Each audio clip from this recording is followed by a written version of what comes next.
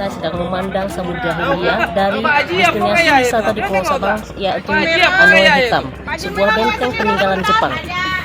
Oke, wajib untuk dikunjungi ketika Anda berkunjung ke pulau terluar Sabang.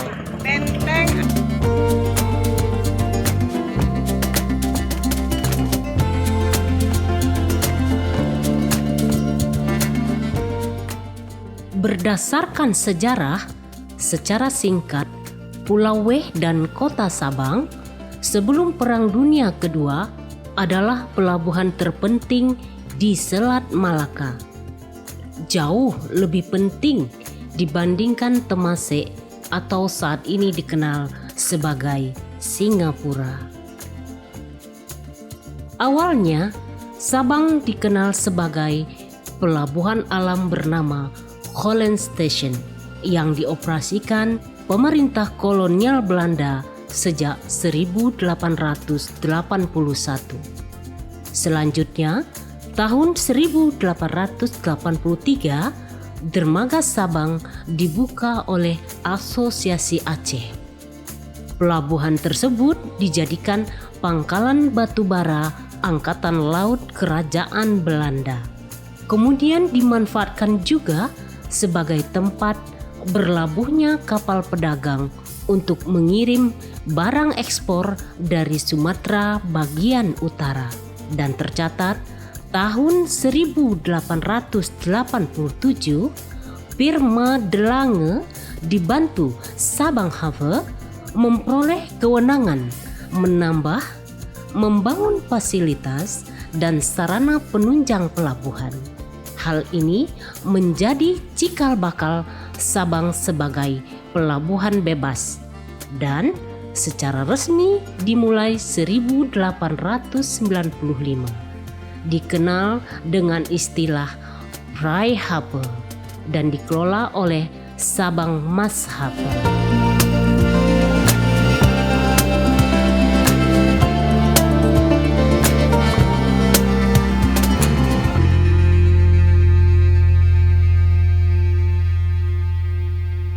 Berwisata ke Sabang, selain menikmati keindahan alam, pantai, ataupun bawah lautnya, juga terdapat destinasi sejarah seperti Benteng Anoe.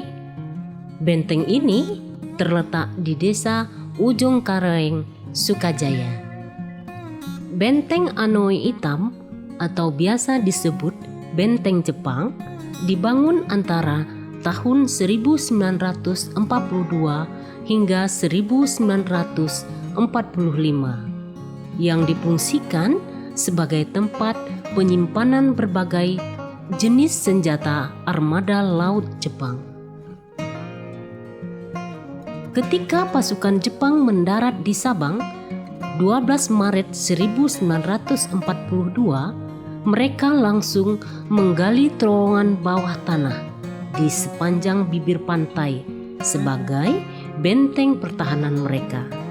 Tapi saat ini terowongan tersebut telah ditutup oleh pemerintah setempat dengan alasan keamanan.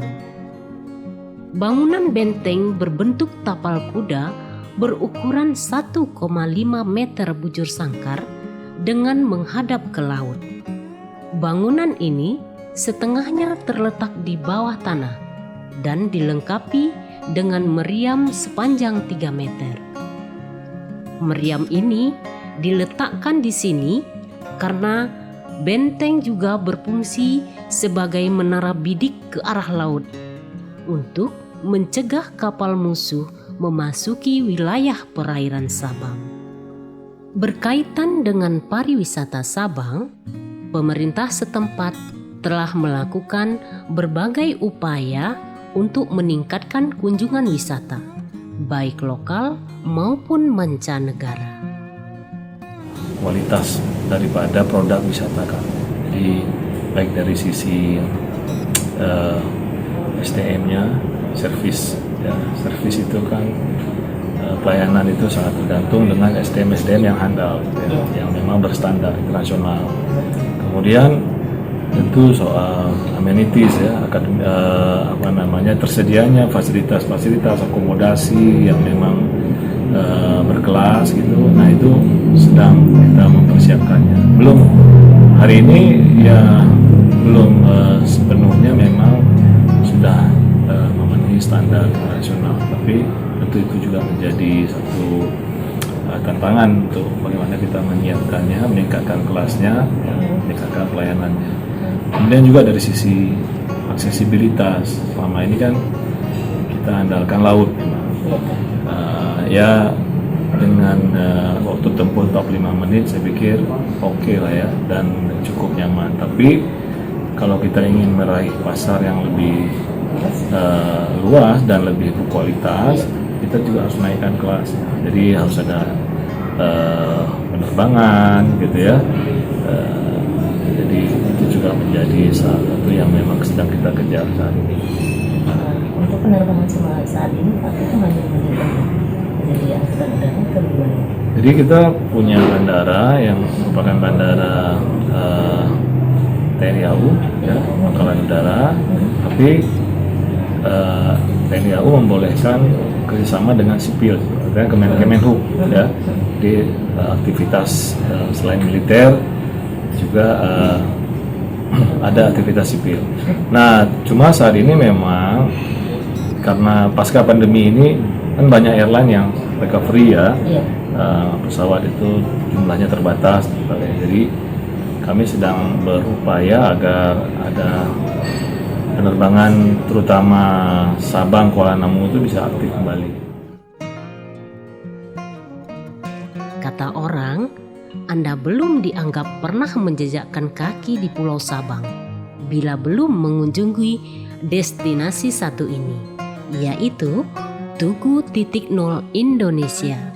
Lokasinya berada di ujung utara Pulau Weh. Tugu ini diresmikan Wakil Presiden Tri Sutrisno.